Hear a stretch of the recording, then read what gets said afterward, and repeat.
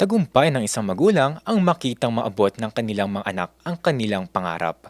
Pero paano kung ang tagumpay sabay na mapagtatagumpayan ng anak at ng magulang? Ang mga ito, shared moment na mag-amang sina Tatay Ronaldo at Jael mula Tarlac City. Si Tatay Ronaldo magtatapos ng high school sa tulong ng alternative learning system. Kwento niya, mas napasali siya noon sa fraternity kaya napatigil siya sa pag-aaral hanggang sa magkaasawa at kalaunay mabiyayaan ng anak. Sa panahong iyon, ibinuhos niya ang pagmamahal at pag-aaruga sa anak bilang padre de pamilya. Itinaguyod niya ang pamilya sa pamamagitan ng pamamasada ng tricycle. 11 kaming magkakapatid.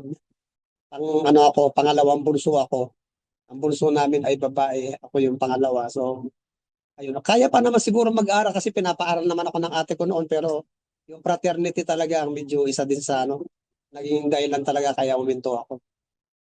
Gayunpaman, ang pangarap na makapagtapos hindi kailanman nawala sa isipan ni Tatay Ronaldo na isa ring tricycle driver. Napadaan ako sa barangay covered court namin.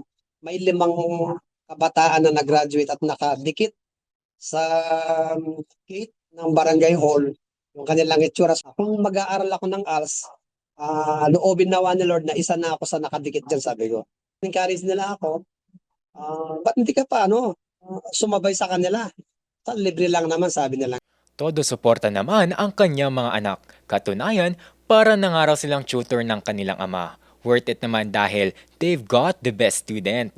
Nung nag-aral itong si tatay namin, parang baliktad. Alam mo yung parang ikaw na yung nagtuturo sa magulang mo. So, Double celebration na nga rin ang mangyayari dahil ang kanyang anak na si Jael ay magtatapos na rin sa kolehiyo.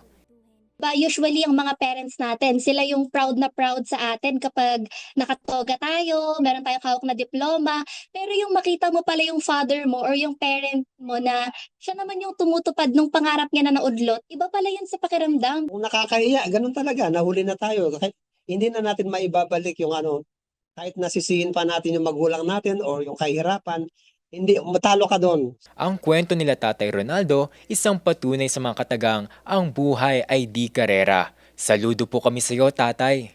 Conrad Simon, Nation on the Move.